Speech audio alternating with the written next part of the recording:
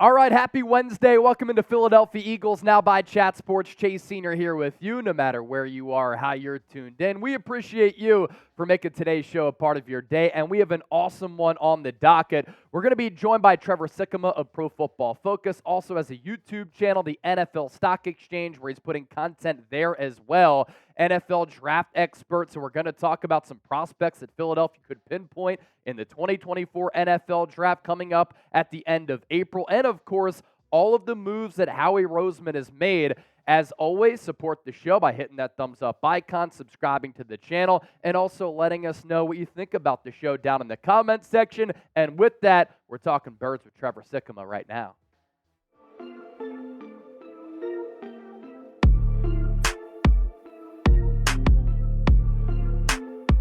Joined now on Philadelphia Eagles Now by Trevor Sikkema of Pro Football Focus and co-host of the NFL Stock Exchange alongside Connor Rogers. You can check that show out right here on YouTube. And Trevor, as we know, Howie Roseman, always really aggressive in trying to fortify, build the roster, make moves to really move the needle for Philadelphia, whether it be in free agency, trading up in the draft, at the trade deadline. And here in free agency, as we're in the midst of week 2 here, after that first big initial wave, he's made some splash moves already. Saquon Barkley, C.J. Gardner-Johnson, Devin White, among all of these Eagles moves that Howie Roseman has made after that collapse at the end of last year, which one moving forward do you think is going to help Philadelphia the most here in 2024 to really make that imprint on this roster?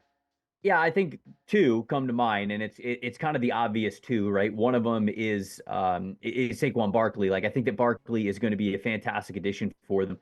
Barkley's kind of journey to be getting this contract is 2-3 years in the making. Now everybody kind of followed that along, and with his time in New York, whether it was going to stay there or not, playing on the franchise tag or not, and now he's in Philly. Philly ends up giving him the contract that he's happy with, and I like that because if you go back over the last couple of years, certainly Philadelphia's offensive line has been one of the best in the NFL. 3 years ago, they were a top 5 graded offensive line unit in our grading system at PFF. The last 2 years, they've been top 3. So I know no Kelsey coming up this year, but I think they'll be all right. I think they got a lot of really great trench pieces as well to kind of keep that a top 10 unit in the league. So one, Barkley's going to be running behind a great offensive line, which we haven't seen very much. Two, I love the fact that Philly has been growing in how much they have gotten their backs involved in the passing game. And Barkley has been searching for that impact and that efficiency that he had his rookie season, not just as a rusher, but also as a receiver. And so where Philly has been going, the uptick in usage and volume and emphasis on the receiving end of guys out of the backfield, that's what I'm super excited about because Barkley's an extremely talented player in that regard. So him on offense, and then I love the Bryce Huff addition on the defensive side of things as well. That you have Hassan Reddick, you have Josh Sweat, but Philly has built their team off of not just having that first wave of great trench players on offense and defense, but that second wave as well. If guys happen to go down, you got somebody who could step in right away. If you want a deeper rotation, you can have that as well. So those two moves to me, I really liked a lot, but the Huff deal especially, very true to how Howie Roseman has built this team and their identity as one of the best in the NFL. Yeah, the follow-up on Saquon and then a follow-up on Bryce Huff as well. And you make some great points. Like that Giants offensive line has just been a disaster over the last couple of years, really throughout Saquon's entire career with New York. And I thought that he was criminally underutilized both as a runner, as a red zone threat, especially under Pat Shurmur, but also as a pass catcher out of the backfield. And Philadelphia is making a pretty big pivot. They go from Brian Johnson, who had no play calling experience at the NFL level as their offensive coordinator, to Kellen Moore. And some people who are kind of casual fans don't think that Kellen Moore likes to run the football that much, but he also likes to utilize running backs out of the backfield as pass catchers on wheel routes. But I think Saquon can have type of a Christian McCaffrey impact both in the screen game, wheel routes, lining up in the slot. He's an underrated pass blocker as well. Do you think that Kellen Moore can kind of bring the best out of him where we kind of see what Saquon has done in his career that's glorified a little bit more under Kellen Moore, kind of like how Kyle Shanahan brought the best out of Christian McCaffrey? No, yeah, and maybe not quite Christian McCaffrey levels, but when you talk about overall talent, like people would say at their best, Saquon and Christian McCaffrey are two of the best, most talented backs in the NFL because of what they give you, not just as a runner, but also as a receiver. And again, that's just a big emphasis that I had when they signed him. I was like, whoa, okay, you get past the initial shock of him going from one division rival to the other. Picturing Saquon not in a Giants uniform anymore is going to be new for a lot of people. But then I really kind of got into thinking about the fit and how they were going to use him. And I agree with you completely. I think that Kellen Moore is going to look at this opportunity and say, hey, like this is a spot where we can really get the most out of him in all of his talents that he brings. Like I said, 2 years ago, there wasn't a single back on the team that had more than 30 targets or 30 receptions, one of the two. Last year, they had two. They had two guys, both Swift and Kenneth Gainwell were above the 30 mark. So it just showed that they are emphasizing that more and more. It's something that they want to get into. And Saquon Barkley is the perfect player to be the next one to do that, right? You don't even have to split that volume nearly as much. You can give a lot of that volume to one singular guy because he's hopefully going to have a lot of return on investment for you when you're able to do that in your offense. So Saquon, supremely talented player, but yeah, he's the reason why there's so much talk of, okay, how much is he worth? Those kinds of things is because he's never been viewed as just a running back, like just a runner. He's always been viewed as that true offensive weapon. But I feel like over the last 3 or 4 years, yeah, he's gone through some injury and has gotten to get back to form. But even after the injury, he has not been utilized as that true offensive weapon piece. I think Philly sees that as the potential to really get a lot out of him with that contract. Yeah, and as far as my team building strategy goes, I never love investing that much money into a running back. But when you canvass the offensive side of the ball for Philadelphia and you look at that roster, it's not like they had many needs on that team. Cam Jurgens was handpicked by Jason Kelsey. I think he's going to do a fine job in going in there at center. But you have A.J. Brown, Devontae Smith, Dallas Goedert. The offensive line is still really good. Like Jordan Mailata, Landon Dickerson, Lane Johnson, they've all been named to either an all-pro squad, a Pro Bowl team, or a Pro Bowl alternate. So why not just invest in Saquon Barkley as an overall weapon? And I also think in turn he's going to really be able to help out Jalen Hurts in that backfield too. Want to ask you about Bryce Huff. You bring up some good points there. He's a classic Howie Roseman player. UDFA out of Memphis, slow to start his career, starts rounding into form. He's still young, entering his age 26 season, and I think he's rounding into form and really starting to ascend here. So Philadelphia's getting him at a moment where he's really starting to find his stride in the National Football League. When you talk about get-off time, pass rush win rate, pass rush overall grade, PFF 86.8, overall grade of 79.7, 67 pressures last year, 45 hurries. He can get after the quarterback, but not a highly graded run defender, only 48 there because some people think that he kind of over pursues, a little bit too aggressive in that regard, doesn't have a great feel. How do you see him in his continued improvement and development? Can he improve in that area? Because we know coming off the 10 sacks last year, he can pressure the quarterback. Yeah, I think so. And I think when you look at just Philadelphia's roster overall, their defensive line is kind of so established and so deep. It's like, you don't have to put him in these situations where you're asking a lot more than what he's naturally going to give you, right? I think that's something that people really obsess about these 3 down linemen, for example, where they're just like, oh, they can play on all 3 downs. And obviously, it's great. You want a guy who's got the overall talent level to be able to play and be an impact guy on all 3 downs, especially when it comes to the money that you're paying him. But when you have a deep rotation, you don't always have to put those guys in those situations. Sometimes you really can have these specialized roles, keep people rotating in and out, keeping them fresh, letting their strengths shine the most, and kind of mitigating maybe what they don't do well. So I think there's certainly plenty in the tank for Huff to become a more well-rounded edge rusher. There's no doubt about it. But yeah, same thing with the Saquon Barkley signing. I agree with you. The Eagles have already built the bones, the foundation of their roster to be a winning roster, right? You go to the Super Bowl a couple of years ago, really good in the regular season this past year, at least to start the season, the majority of the way through the season. Yeah, it obviously sputtered towards the end, but this is still a really, really talented football team. And I think that they realized that they just needed kind of a shot, a kick in the butt, like, all right, hey, let's get back on track here. And they do it by adding 2 really talented players to, again, an already pretty well-structured roster. So Huff can absolutely become a more well-rounded edge rusher, but even if kind of what you see is what you get, you mentioned the pass rush grade, the pass rush win rate, how fast he is to get to the quarterback and get into the backfield, all of that extremely advantageous and can work really well in a heavy edge rusher rotation that Philadelphia has. Fascinated to get your thoughts on Devin White. Your Twitter handle is at Tampa Bay Trey, and you're a Tampa area guy. And Devin White, a polarizing player. Like, there have only been two players at running back and linebacker drafted inside the top 5 over the last several years. Ironically enough, Philadelphia now has both in Saquon Barkley and Devin White because teams don't always prioritize those types of players. And with White, among the analytical people, and when you look at his Pro Football Focus grades, literally his entire career, even when he was a second-team All-Pro that year in 2020 when he was awesome in that playoff run, really all year, when he earned second-team All-Pro honors, he doesn't grade out well on Pro Football Focus. But I'm willing to take a shot on a player who ran a 4.42 40-yard dash at 237 pounds, has the resume of being a Pro Bowler and an All-Pro. He's extremely gifted. And I think that Vic Fangio, who has coached linebackers, developed linebackers, both as a linebackers coach and DC, can maximize a player like this. And Devin White last year wanted a new deal, didn't get it. Demanded a trade, didn't get it. And I heard at the Combine that he was pouting a little bit, and you could speak to that if you know anything about that. But, you know, he allowed a completion rate of 61.9%, second lowest among linebackers, led the NFL with 20 unblocked pressures in 2023. I'm a Temple University guy. I love Todd Bowles. I thought he utilized him very well, and Todd Bowles played at Temple, by the way, inside that defense, but he also benched Devin White. So how do you see Devin White? Do you think that he's overrated? Do you think that he can rebound a little bit? Because it's still a young player with some insane traits who we've seen really pop on the tape at times throughout his career.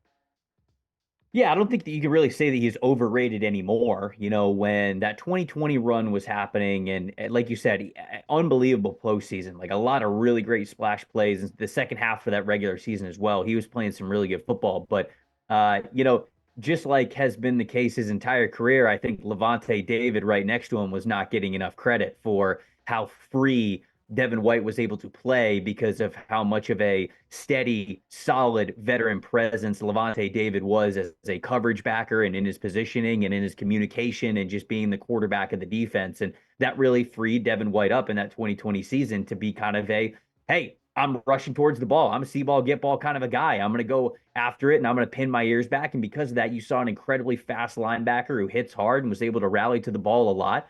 But I think a big reason for that is because he didn't have as much responsibilities in space as Levante David did, because Levante has that anticipation, that experience to be able to do those things. And so after that year, you know, people talked about him, Devin White, that is, as like a top 10 linebacker in the league. And I think everybody in Tampa is like, whoa. You're picking the wrong guy. You're picking the wrong linebacker to give that honor to.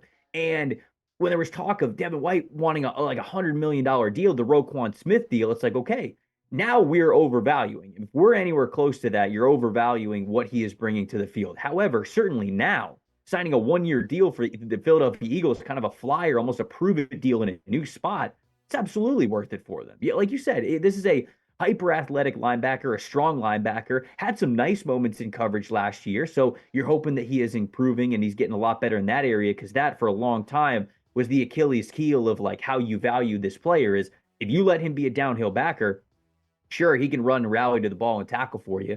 But if you wanted him to really drop back into coverage and really take guys in man or zone or really any kind of assignment, it was a little bit shaky. It was inconsistent, but he got a little bit better in that area last year. Again, for the Eagles, this is a great bet to take. It just simply was not working out in Tampa. There wasn't really a world where he was going to get brought back because, again, like I think he thought he was going to sign for a massive contract, like a top 5 linebacker contract. And when Tampa was reluctant to do that, yeah, I don't want to speak to the pouting or anything like that, because I haven't spoken to him or anybody close to him or anything like that. But it's like, yeah, he was probably disappointed that the team that drafted him that highly, that he wasn't going to reward him for maybe the things that he thought that he had done. But for Philly, it's a new spot, it's a new defense, it's a new start, and it's a prove-it deal. There's going to be this fire that's lit underneath him, and I think you're going to see an inspired version of Devin White this upcoming season. So for Philly specifically, I like the bet. I think it's a very low-risk, high-reward bet to take a guy like that. Yeah, it's like you or I meet with our bosses and we are envisioning a big pay raise and they don't give it to us. I'd probably pout too, and I'd be somewhat disappointed, and you're getting a motivated player here. 1-year deal value of $4 million, 3.5 guaranteed. So I think it's just a great value play for Philadelphia here. Classic Howie Roseman move on that prove it deal short term. Not a lot of financial commitment there. And he's literally their most gifted linebacker since Jeremiah Trotter, who was an all-pro in the early 2000s. It's been a long time. One more on free agency here, Trevor, and then I want to ask you about the draft. Right now, and these numbers are very fluid, they're often changing because some of these moves haven't become official yet, but according to Over the Cap, Philadelphia has somewhere in the neighborhood, high 20s, $30 million in cap space, somewhere in that range. Do you think that Howie's going to make another splash move? Could it be a Justin Simmons to pair him up with C.J. Gardner-Johnson? Could it be a big trade for a cornerback out there? Do you think anything else is brewing for Philly here as far as moving the needle in the midst of free agency? Yeah, maybe a secondary choice, right? I mean, like, I guess that's where my mind goes to first. If you're going to make a big splash, it's probably going to be there. I feel like the receivers have already like kind of moved. You signed Devontae Parker. You got obviously the two studs in Devontae Smith and AJ Brown.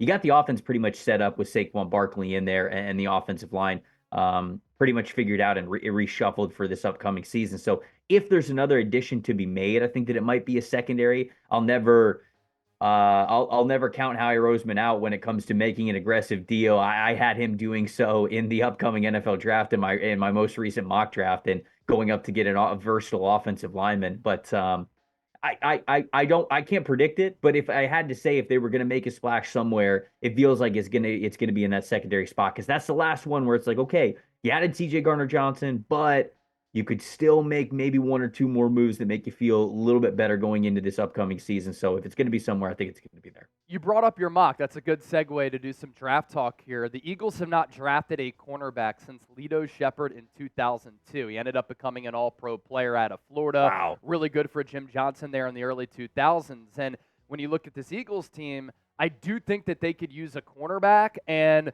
there are some really solid corners, I think, in the first and second rounds before there's a little bit of a drop-off, but very good slot corners all throughout this draft littered in there. Who did you have going to Philly in your mock draft? You said they're moving up for an offensive lineman in your mock? I did, yeah. So I had them moving from 22 to 12 with the Denver Broncos because I think Denver would love to get a quarterback, but if they can't get up into that top 5 to get one of those guys, no second round pick for the Broncos. So I think maybe they'll try to look back. Eagles have 2 second round picks, so maybe they can make a deal to jump up 10 spots. They could get 53, so that's later second round pick from Philadelphia, and then Philly would probably get something back, probably next year, some sort of a day 2 pick, maybe a third round pick, something like that. But Philly's jumping up 10 spots, and I have them taking the offensive tackle from Oregon, Talise Fuanga, who I absolutely love, who I think can play offensive tackle. I think he can play at guard. And you have a situation where they might be comfortable with Tyler Steens, stepping in at guard as they're kind of shifting everybody down one and getting Cam Jurgens in there at center for Jason Kelce being out. But Lane Johnson, he says that he wants to give it a couple more years, but Lane's getting up there in age as well. So if you draft a guy like Fuanga, maybe he could start for you at left guard and then, at right guard. And then when Lane Johnson decides to hang it up, you just move Fuanga, boom, right there at right tackle. He's played right tackle the last 2 years at Oregon State. And that to me was like, this would be such a Howie move because, again, it would give you the chance to upgrade a starter, but also give you some long-term flexibility as well. So that one, I actually didn't go into the draft thinking about that strategy. It kind of came to me as Denver was on the board and I was going through the mock draft simulator. I was like, who could they trade back with? And I saw Philly, saw Fuanga still on the board, and I was like, you know what?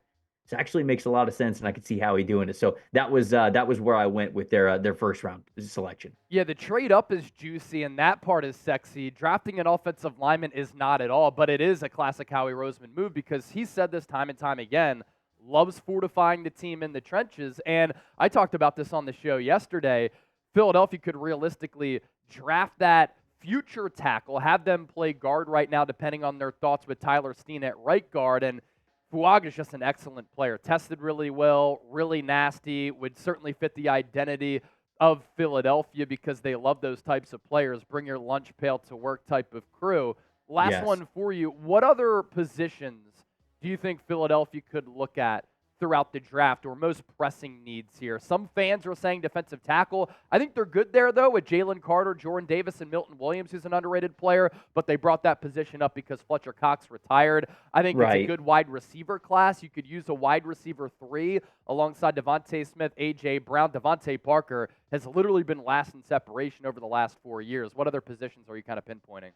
Yeah, corner we talked about already, right? I think that that's going to be an option for them. If they don't move off of 22, then they've got pick 22, they've got pick 50, they've got pick 53. So I think that a corner could be an option for them at all 3 of those spots within that top 53. And so that to me is something they're going to look at pretty extensively, depending on which corners maybe fall to them in the first round. If they're comfortable taking one of those guys that's left, maybe a Cooper DeJean from Iowa, Kool-Aid McKinstry from Alabama, maybe if Nate Wiggins makes it there from Clemson, I think that he's going to be somebody on their board that they're really going to have to think long and hard about. 50, 53, I think that maybe a backup trench player, whether it is that flexible offensive lineman, maybe you want to get another rotational interior defensive lineman in there as well. I think those could be options there. And wide receiver, you mentioned, with that second selection that I have them making in my 3-round mock draft, I have them trading that second pick to get up to 12 to draft Bouanga. But then with the lone second-round pick that they had remaining, I had them taking Jalen Polk, the wide receiver from Washington, who played opposite Roma Dunze. And so I think that certainly a upgraded wide receiver 3 could also be in the cards here. They would love to be able to go into next season and say, man, look at our offense. Our offensive line is set. We've got Jalen. Now we got Saquon in the backfield. We got A.J. Brown. We got Devontae Smith. And then we got a stud wide receiver 3 as well. Just gives them so much flexibility to play whatever type of personnel they want to and stay aggressive in whatever they want to there as well. So I would say that corner, wide receiver, and then some sort of trenches either on the offensive line or the interior defensive line is probably where they're going to look with those top 3 picks. Polk's an interesting option. I think that would be good value there and good fit alongside A.J. Brown, Devontae Smith, 6'1", and kind of definitely overshadowed by Roma Dunze, just taking the college football world by storm with Michael Penix throwing him the rock. 4.52 40-yard dash at the combine as well for Jalen Polk there. I like that. That's sneaky good. Before we let you go, you're doing great stuff with Pro Football Focus, NFL Stock Exchange on YouTube, 25,000 plus subscribers alongside Connor Rogers, who also covers the New York Jets. Where can people find you? What kind of stuff are you doing for those people not familiar? Man, everything over at PFF.com. Honestly, we're chugging through the draft guide right now. The draft guide is out. If you have a PFF subscription, you can check it out right now. We've got over 150 prospects on that bad boy. We're hoping to get over 250 by the time draft weekend rolls around. So it's not just pre-draft reading either. We'd love for you to, when a player gets drafted from your team, if you don't know a lot about him, check out the PFF draft guide. We'll have the trait breakdowns, the scouting analysis for them, some pro comps for these guys, the advanced PFF analytical data that we have there to break down how we think these players are going to be as pros. So all that over at PFF.com. And then, like you said, NFL Stock Exchange podcasts on YouTube and anywhere you get your podcasts. Give them a follow on X at Tampa Bay Trey. Trevor, appreciate you hopping on Eagles Now, spitting that knowledge, and keep up the good work. Appreciate it, Chase. Anytime.